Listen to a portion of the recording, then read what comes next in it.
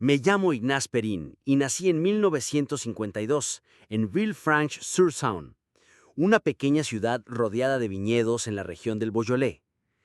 Mis recuerdos de infancia están impregnados de olores: el mosto fresco que llenaba las bodegas en otoño, la madera húmeda de los toneles, el pan crujiente que mi madre horneaba cada sábado. El Beaujolais no era solo un paisaje, era un latido, una forma de respirar. Mi padre Jack trabajaba en los viñedos. Sus manos eran ásperas, con la piel curtida por el sol y el trabajo duro, pero en sus ojos había una calma profunda, como si hubiera aceptado desde siempre que la vida se construye gota a gota, vendimia a vendimia. Mi madre, Louise, era un pilar silencioso. Ama de casa, criada en una familia igual de humilde, encontraba dignidad en las cosas pequeñas: un mantel limpio, una sopa caliente, una palabra de consuelo. Crecí en una familia de 5 hermanos. Éramos pobres, sí, pero nunca nos faltó lo esencial: el pan, el amor y la disciplina. Mi madre nos repetía que la pobreza no era una excusa para la deshonestidad ni para la flojera. El honor es lo único que nadie puede quitarte, decía, con una firmeza que se me grabó en la piel como un tatuaje invisible. Los inviernos eran fríos. Recuerdo las noches en las que el viento soplaba con fuerza contra las ventanas y nos acurrucábamos alrededor de la estufa de leña. Mi padre contaba historias del campo, de los abuelos que habían sobrevivido a la guerra, de las fiestas de la cosecha en tiempos mejores. Yo lo escuchaba fascinado, imaginando un mundo más amplio que aquel rincón de Francia. En verano, en cambio, el sol caía sobre las colinas cubiertas de vides, y nosotros, los niños, corríamos entre las hileras jugando a escondernos detrás de las hojas grandes y verdes. Había un olor dulce y penetrante cuando las uvas comenzaban a madurar, un aroma que todavía hoy me arrastra de vuelta a mi niñez. Desde pequeño aprendí el valor del trabajo duro. Mi padre me llevaba con él a los viñedos cuando tenía apenas 10 años. No podía hacer mucho, pero me daba una tijera pequeña para cortar racimos y me enseñaba cómo reconocer una uva madura. «Mira bien, Ignaz, la fruta te habla», me decía. Y era verdad. El color, el brillo, la textura, todo tenía un mensaje. Pero yo sabía que mi destino no estaba en el viñedo. Había algo en mí, un anhelo de aprender, de observar, de comprender más allá de lo evidente.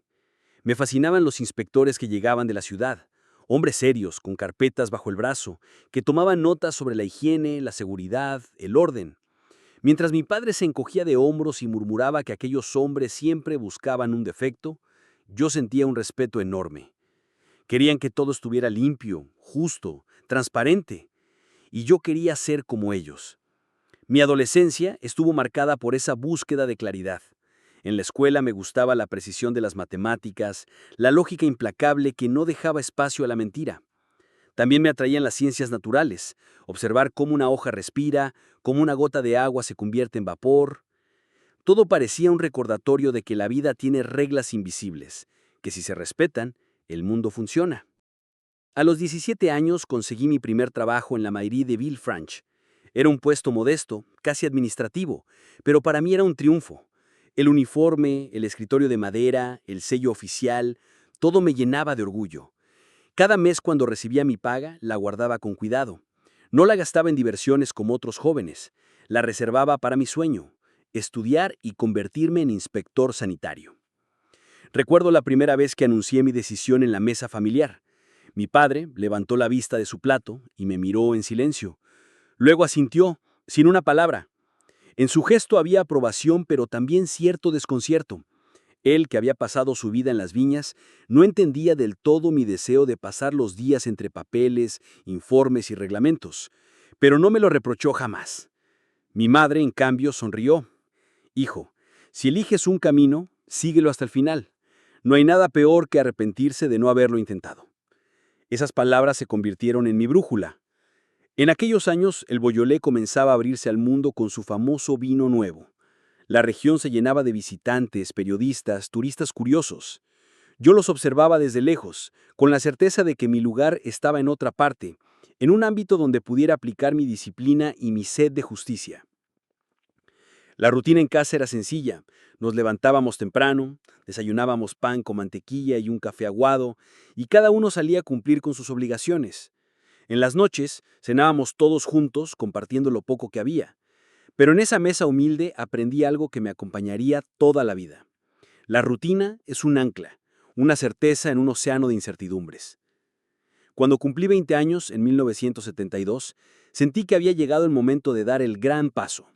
Presenté mi candidatura para una formación en Lyon, la gran ciudad que me parecía tan lejana y brillante desde mi pequeño pueblo. Cuando recibí la carta de aceptación, la guardé en el bolsillo durante días, como si fuera un tesoro secreto. Partir de Villefranche no fue fácil. Dejaba atrás las colinas, las vides, las calles estrechas donde conocía a todo el mundo. Dejaba a mis padres que envejecían poco a poco y a mis hermanos que empezaban sus propias vidas. Pero llevaba conmigo algo más importante que la nostalgia.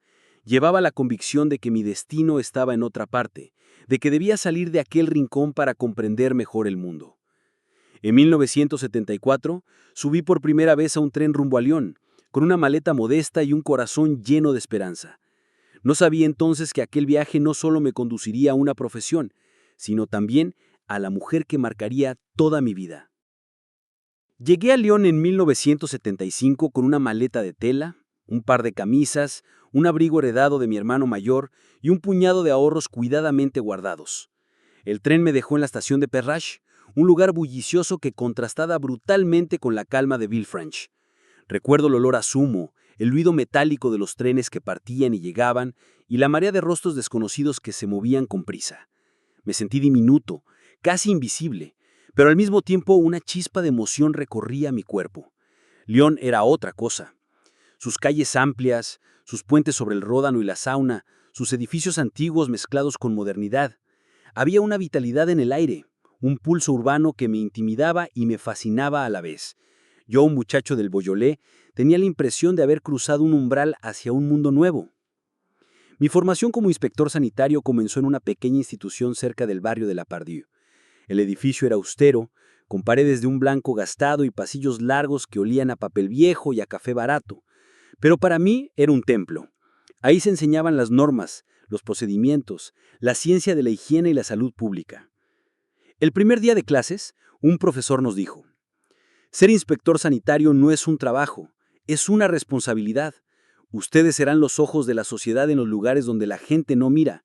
Su tarea será proteger, aunque nadie les dé las gracias. Esas palabras me golpearon con fuerza. Yo no buscaba gratitud, buscaba justicia, transparencia, un orden en medio del caos. Me sentí en el lugar correcto.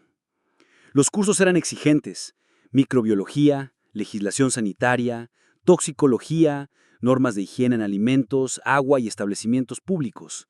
Me pasaba las noches estudiando en mi pequeña habitación alquilada en el barrio de la Guillotière, donde compartía cocina con 3 estudiantes más. La habitación era fría en invierno, con paredes finas que dejaban pasar el ruido de la calle, pero para mí era un palacio. Ahí, con una lámpara tenue y un cuaderno lleno de anotaciones, sentía que construía mi futuro. Mis compañeros venían de diferentes rincones de Francia. Algunos buscaban un empleo estable, otros lo veían como un trampolín para carreras más grandes. Yo lo vivía como una misión. Me diferenciaba de ellos en mi seriedad, y quizá por eso al principio me consideraban un poco distante. Sin embargo, pronto entendieron que mi reserva no era arrogancia, sino concentración. Durante los trayectos en tren entre Villefranche y Lyon, pasaba horas observando el paisaje. Los viñedos quedaban atrás poco a poco, y al acercarme a la ciudad, veía los grandes edificios y las fábricas que escupían humo. Esa transición me recordaba constantemente que yo también estaba dejando atrás mi mundo de origen, para entrar en otro, más complejo, más exigente. En 1976 tuve mi primera práctica de campo.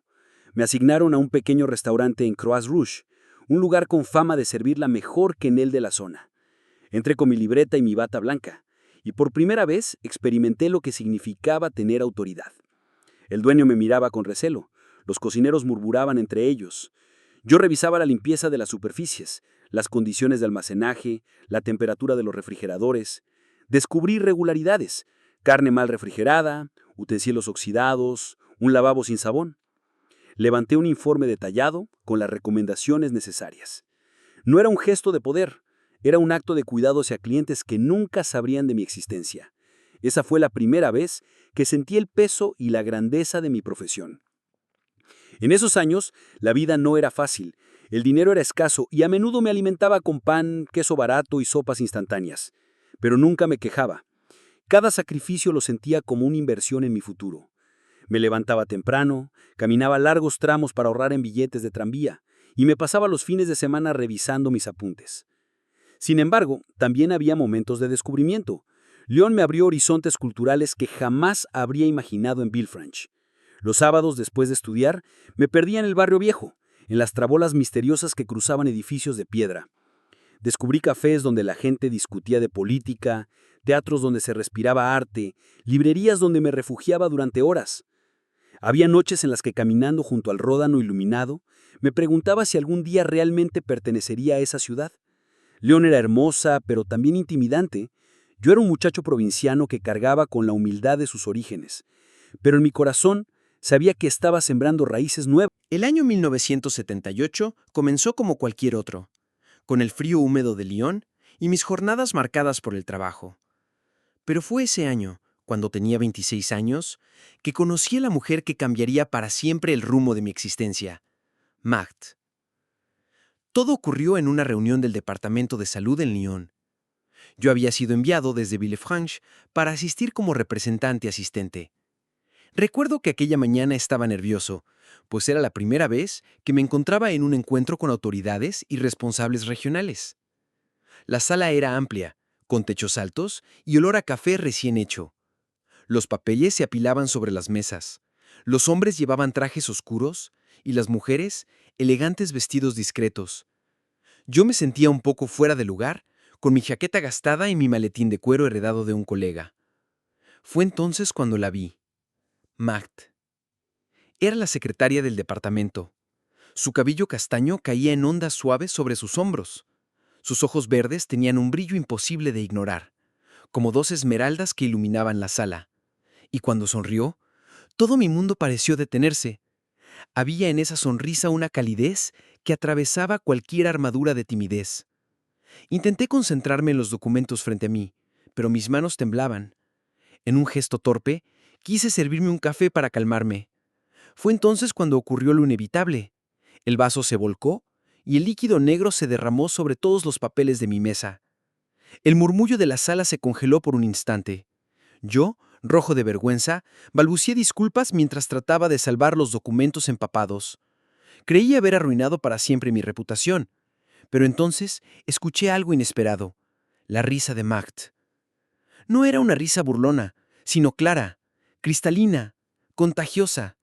Ella se levantó, trajo servilletas y me ayudó a limpiar el desastre.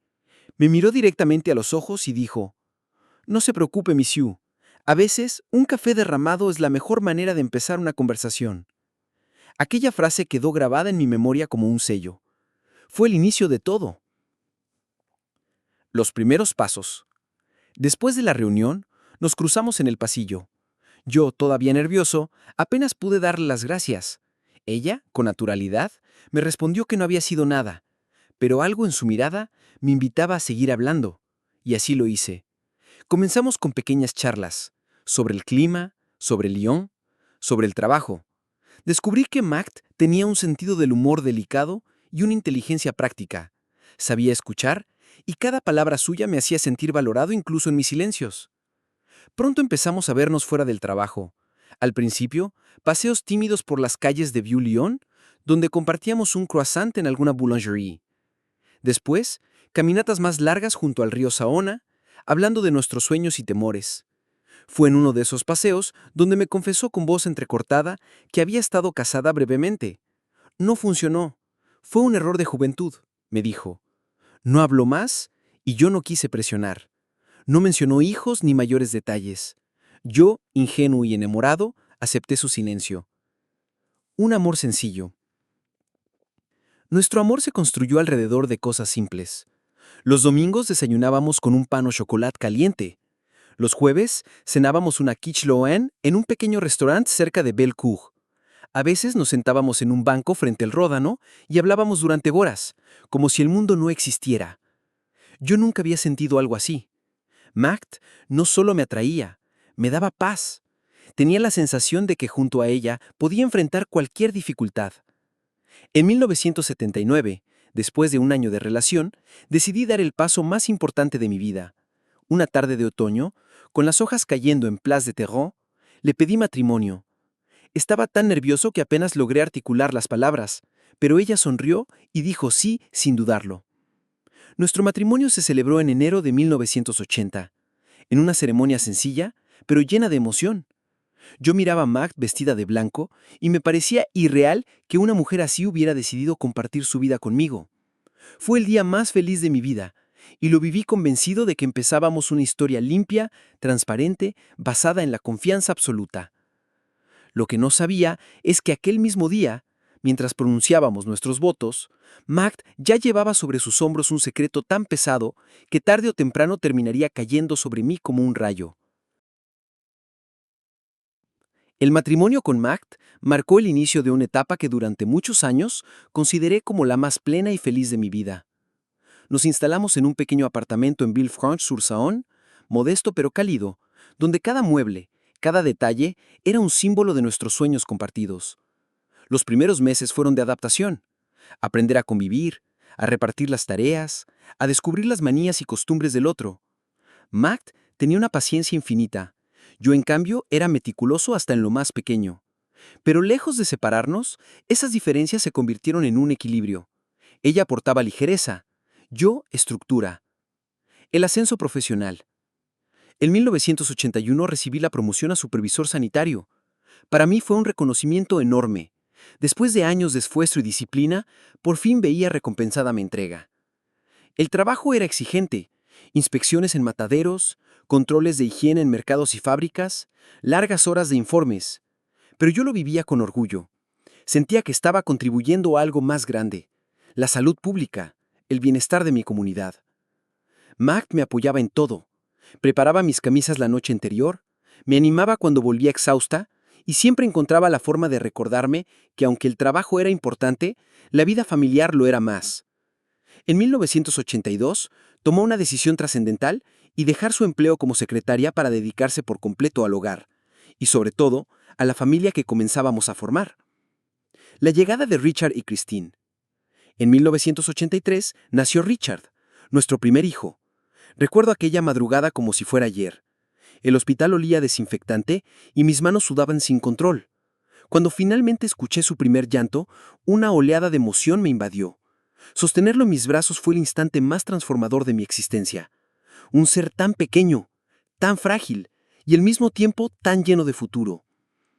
Magd brillaba como madre. Su ternura, su dedicación eran infinitas. Richard crecía sano y risueño, y yo me empeñaba en ser el padre más presente posible, aunque mi trabajo me obligara a ausentarme con frecuencia. 2 años después, en 1985, nació Christine. A diferencia de Richard, fue un parto complicado con momentos de angustia que parecieron eternos. Pero al final, la vida nos sonrió otra vez. Christine llegó para completar lo que yo consideraba una familia perfecta: un hijo, una hija y una esposa que me amaba. Nuestros días se llenaron de risas infantiles, noches sin dormir, pañales y biberones. No teníamos grandes lujos, pero tampoco nos faltaba nada. Lo esencial estaba ahí: el amor. La mudanza a Lyon, 1992. En 1992 recibí una oferta laboral inesperada, un puesto en Lyon, con mejor salario y mayores responsabilidades. Era un salto arriesgado, pues significaba dejar atrás la tranquilidad de Villefranche y lanzarnos a la dinámica frenética de una gran ciudad. Recuerdo largas conversaciones con Magd sobre la decisión. Yo temía que los niños sufrieran el cambio, que dejaran atrás a sus amigos, que ella se sintiera sola en un entorno nuevo. Pero Magd me sorprendió con su entusiasmo. Lyon nos ofrecerá más oportunidades, Ignaz. Será bueno para los niños y para ti también. Y así fue que ese mismo año nos mudamos a una casa en un barrio tranquilo de la ciudad. La vivienda no era grande, pero tenía un pequeño jardín en donde Richard y Christine podían jugar. Verlos correr por el césped mientras Magd los vigilaba desde la ventana me llenaba de una felicidad serena, de esa que parece eterna. La vida en familia. En Lyon, nuestra vida tomó un nuevo ritmo. Mis responsabilidades crecieron, y con ellas mis horas de trabajo. Pero cada vez que cruzaba la puerta de casa, el bullicio de la ciudad quedaba atrás. Ahí me esperaba el olor a un guiso preparado por Magd, las risas de los niños y la paz de un hogar lleno de amor. Los fines de semana eran sagrados. Paseos en bicicleta por el Parc de la Tête d'Or, visitas al mercado de Croix-Rousse, tardes de cine en familia.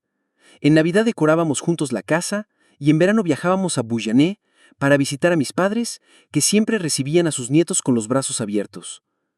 Richard crecía con un espíritu curioso, siempre desmontando juguetes para entender cómo funcionaban. Christine, en cambio, tenía una sensibilidad especial. Le encantaba leer, dibujar y a menudo escribía pequeños cuentos que luego nos leía al bota. Yo los observaba con orgullo y pensaba, lo hemos logrado. Hemos construido una vida feliz y estable. Y entonces había momentos en los que percibía en Magd una lejanía extraña. A veces, en medio de una comida familiar, su mirada se perdía en un punto invisible. Otras veces desaparecía por algunas horas con excusas vagas. Una visita a una amiga, una reunión en la parroquia. Yo nunca sospeché nada malo. Preferí creer que todos necesitamos momentos de intimidad, espacios propios. No sabía entonces que esas pequeñas ausencias eran las grietas de un muro que algún día se derrumbaría. No sabía que bajo la superficie de nuestra aparente perfección, Magd ocultaba un secreto que cambiaría para siempre nuestra historia. La mudanza a Lyon había sido un paso decisivo, pero pronto se convirtió en la mejor decisión de nuestra vida. La ciudad nos ofreció horizontes nuevos, tanto en lo personal como en lo profesional, y durante casi 2 décadas viví convencido de que había alcanzado la cima de mi existencia. Una familia unida, una carrera sólida y un futuro que parecía estable y prometedor. El éxito profesional. En 1993, apenas un año después de nuestra llegada, mis superiores reconocieron mi entrega y dedicación. Fui ascendido a coordinador regional de salud pública. Aquello significaba más viajes, más reuniones y responsabilidades mayores, pero también un salario que nos permitió soñar con una vida más cómoda. Recuerdo la emoción de Mart cuando le di la noticia. Sus ojos brillaban con orgullo. «Te lo mereces, Ignaz. Has trabajado duro para llegar hasta aquí». Ese ascenso no solo mejoró nuestra situación económica, sino también mi autoestima. Sentía que estaba construyendo un legado, que mi trabajo dejaba huella. Cada vez que inspeccionaba un hospital, una fábrica de alimentos o un restaurante, pensaba en las miles de personas que, sin saberlo, dependían de mi rigor y honestidad. La compra de la casa, 1997. En 1997, con los ahorros acumulados y el nuevo sueldo, tomamos una decisión que cambió nuestra vida cotidiana. Compramos una casa en las afueras de Lyon. No era una mansión, pero para mí representaba el sueño cumplido. Tenía 2 plantas, un jardín más amplio que el del primer hogar y una pequeña bodega en el sótano donde guardaba algunos vinos del Beaujolais, herencia de mis raíces familiares. Mart se dedicó con pasión a decorar cada rincón. Pintó las paredes con colores cálidos, colgó cortinas que ella misma cosía y llenó el jardín de flores que cambiaban con las estaciones. Richard y Christine tenían cada uno su propia habitación y sus risas llenaban la casa. Aquel hogar se convirtió en el escenario de nuestros momentos más felices. Cenas familiares, cumpleaños, Navidad con el olor a pavo asado y veranos con la barbacoa encendida mientras los niños jugaban con agua en el césped.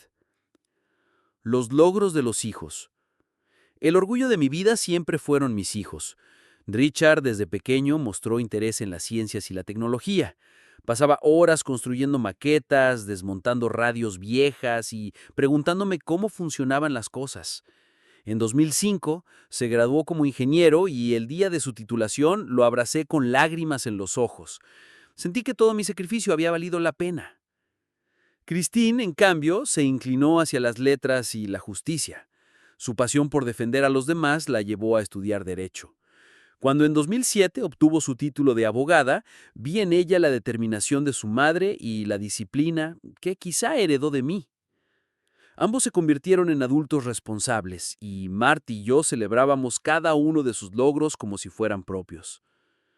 La vida en Lyon. Nuestra vida se entrelazaba con los ritmos de la ciudad. Participábamos en la Fête des Lumières, cuando Lyon se iluminaba en diciembre y miles de personas recorrían las calles admirando las proyecciones en edificios históricos. Íbamos a conciertos en la Place Bellecour y los domingos paseábamos a orillas del Ródano y la Sauna. Marthe cocinó sus especialidades, quiche Lorraine, gratin dauphinois, queneles, y yo, con mi pasión por el vino, siempre elegía la botella adecuada para acompañar sus platos. Aparentemente, éramos la familia perfecta. Una casa hermosa, hijos brillantes, estabilidad económica y un amor que parecía indestructible. Los primeros problemas de salud, 2010. Sin embargo, a partir de 2010, mi cuerpo comenzó a recordarme que el tiempo no perdona. Problemas de presión arterial, dolores en la espalda y un cansancio que no lograba sacudirme. Los médicos me recomendaban reducir el estrés, pero mi trabajo no me lo permitía. Curiosamente, aquella fragilidad física me hizo redescubrir pequeños placeres, largas caminatas por la orilla de la sauna, tardes tranquilas leyendo en el jardín y charlas más prolongadas con mis hijos. Fue también en esa época cuando nació mi primer nieto, Gabriel, en 2012, seguido de Marianne en 2014. Ser abuelo fue un regalo inesperado. Sostener en mis brazos a la nueva generación me devolvía energías que creía perdidas. Richard y Christine me miraban con ternura, y yo me sentía orgulloso de haber llegado tan lejos. Pero mientras yo me concentraba en mi carrera y en mis hijos, algo imperceptible se gestaba en el corazón de Marthe. Hubo momentos en los que notaba su ausencia emocional, salidas repentinas, llamadas misteriosas, dinero que desaparecía de la cuenta sin explicación convincente. Yo me decía que eran pequeñas distracciones, que Marthe necesitaba independencia, que todos guardamos secretos triviales. Jamás imaginé que detrás de aquellas pequeñas sombras se escondía una verdad capaz de derrumbar la vida que habíamos construido durante más de 3 décadas. La jubilación en 2015 llegó como un descanso merecido después de más de 3 décadas de servicio. Durante años había soñado con aquel momento. Imaginaba mañanas tranquilas, tardes dedicadas a la lectura y viajes con Marthe para descubrir rincones de Francia que aún no conocíamos. Al principio fue hermoso. Me levantaba tarde, preparaba café con calma, salía a caminar a orillas del Ródano. Marthe y yo pasábamos más tiempo juntos que nunca. Íbamos al mercado de Croix, cocinábamos platos sencillos, visitábamos a nuestros nietos. Y yo creía que era el inicio de una nueva etapa luminosa. Pero la rutina perfecta empezó a resquebrajarse. Los cambios en Marthe. Noté en Marthe una distancia sutil pero constante. Se ausentaba más seguido, decía que iba a visitar amigas o a colaborar como voluntaria en una residencia de ancianos. Yo quería creerle. Después de casi 40 años de matrimonio, ¿cómo dudar de ella? Pero pequeños detalles me inquietaban. Llamadas anónimas a horas extrañas, dinero retirado de nuestra cuenta sin explicación convincente, una mirada perdida como si su mente estuviera en otro lugar. Intentaba hablar con ella, pero siempre respondía con evasivas. Ignaz, no te preocupas por tonterías, disfruta de tu jubilación. Y yo lo intentaba, pero dentro de mí un presentimiento crecía. El aniversario de 2018.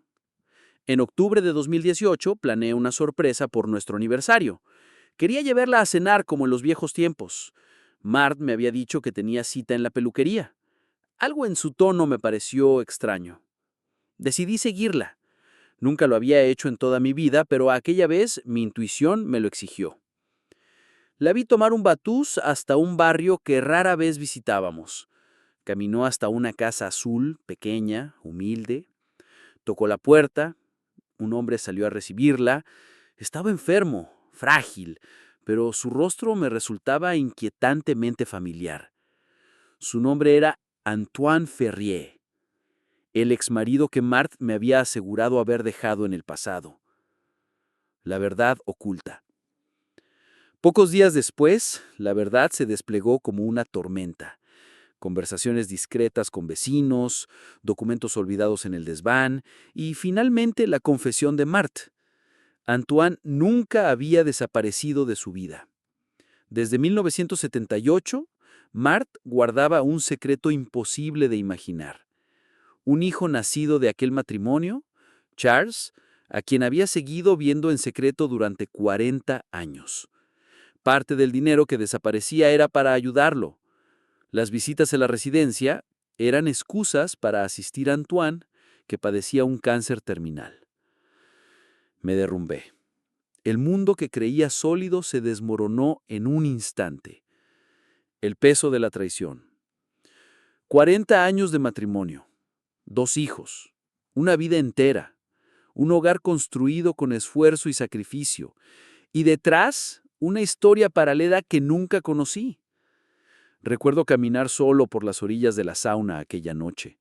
La ciudad seguía iluminada, la gente reía en los cafés, pero dentro de mí había un vacío absoluto. Me preguntaba, ¿quién era realmente la mujer con la que había compartido mi vida? ¿Qué significaban nuestras risas, nuestros viajes, nuestros recuerdos, si todo estaba edificado sobre una mentira? El dolor era insoportable. El encuentro con Charles. Unos días después, reuní el valor para pedirle a Marthe que me presentara a su hijo. Necesitaba mirarlo a los ojos. Cuando lo vi, sentí un extraño vértigo. Era un hombre de 40 años, ingeniero, con una mirada serena y un aire que me recordaba tanto a Marthe. Lo saludé con una mezcla de rabia, curiosidad y tristeza, pero enseguida algo en él desarmó mi resentimiento. Charles no tenía culpa. Era fruto de un pasado doloroso, de decisiones que yo no había vivido. Me habló con respeto, con honestidad, me agradeció por haber amado a su madre, y en ese instante comprendí que no podía odiarlo. El final de una vida común. En enero de 2019, Antoine falleció. Marthe lo lloró en silencio,